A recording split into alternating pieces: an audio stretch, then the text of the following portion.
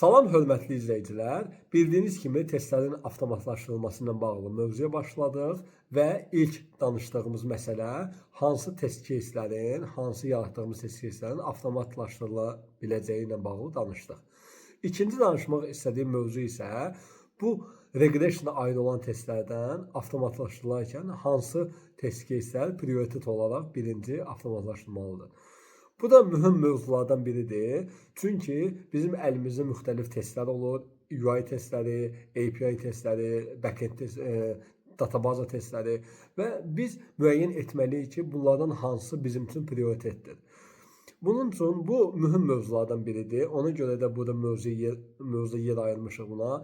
Niyə? Çünki biz automation'a müəyyən qədər effort xərcləyəcəyik və bəzi hissələr var ki, mütləq avtomatlaşdırmalıdır. Bəziləri var ki, daha sonra da oluna bilər. Hər halda buna çoxlu effortumuz, çoxlu enerjimiz gedəcək. Həmçinin bunun daima refactoring məsələləri olacaq. Ona görə də müəyyən etməliyik ki, biz nələri automation eləyəcəyik. Bildiyiniz kimi test piramidası var. Test piramidasında ən aşağıda unit testlər, ən böyük pay sahibi unit testlərdir. Daha sonra integration testlər və ən yuxarıda isə UI testləridir. Test avtomatlaşdırılması da bu nəzəriyyə ilə aparıla bilər və aparılmalıdır məncə. İlk öncə unit testə aid testlər, çoxlu testlər yazılmalıdır və testlərin avtomatlaşdırılması buradan başlanılmalıdır. Əsasən də bunu developerlər eləyir. QA-lərin elədiyini az görmüşəm. Bizim QA tərəfindən daha çox integration testlər olunur. Integration testə daha çox yer ayrılmalıdır. UI testlər isə piramidanın yuxarısındadır. Buna az bir pay ayrılsa bəs eləyər və daha mühüm, daha vacib flowlar burada ayrılsa bəs eləyər. İndi sözüm can nədir? Bunu deyim. Deməli, biz integration testləri, API testlər vasitəsilə çoxlu automation yaza bilərik və avtomatlaşdırıla bilər. Hər bir servis haqqında automation yaza bilərik. Hər bir servisin işləkliyi barədə automationlar yazıb, flowlar yazıb, daima bunları çalışdıra bilərik və bundan nəticələri ilə bağlı tanış olub biz də development barədə, proyekt barədə məlumat əldə edə bilərik. Ən sonda isə UI testlərlə bağlı automation yaza bilərik və UI testlərlə bağlı da ki, automationda bizə müəyyən qədər əminlik yaradır. API testlərinin avtomatlaşdırılması UI testlərdən qabaq və prioritetdir və həmçinin də ki, bunun çox böyük üstünlükləri var ki, UI testlərdən daha mühümdür. Niyə?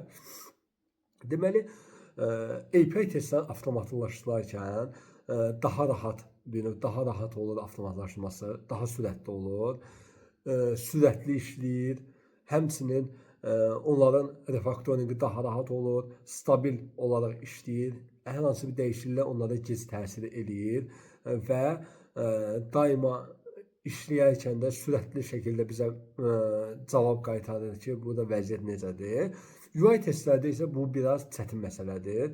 UI automation eləyənlər bilir ki, developerin proyektdə hər hansı bir dəyişiklik bəzən bizim flow'umuzu qıra bilir. Stabillik biraz azalır.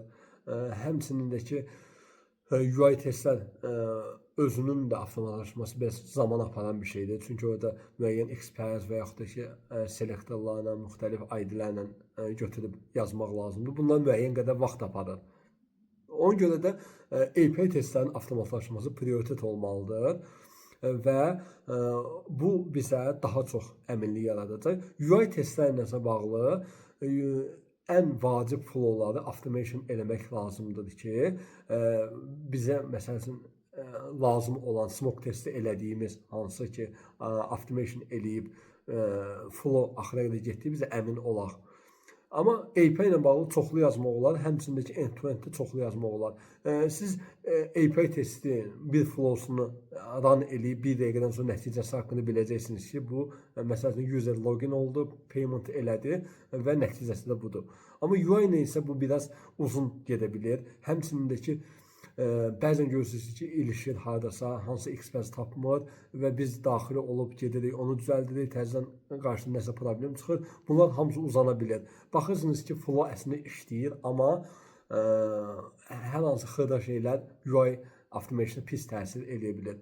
Ona görə mən düşündüm ki, mən özüm də inşallah ki, bu mövzuda ilk öncə API testlərinin avtomatlaşdırmasına bağlı danışım. Bunu göstərim. Həmçinin də ki, ümid edirəm sizə işinizdə tətbiq eləsəniz, faydalı olacaq və effektiv bir vasitə olacaq. İlk öncə API-ləri avtomatlaşdıraq, sonra isə UI-ləri avtomatlaşdırmasından bağlı mövzu danışarıq. Ona görə də növbəti mövzularda API testlərdən danışacağam və burada müxtəlif API-in get, post falan requestlərindən bağlı mövzulardan danışacağıq. İndi hansı vasitələrdən istifadə edəcəm, növbəti videoda da onu deyərəm. Çox sağ olun, təşəkkür edirəm.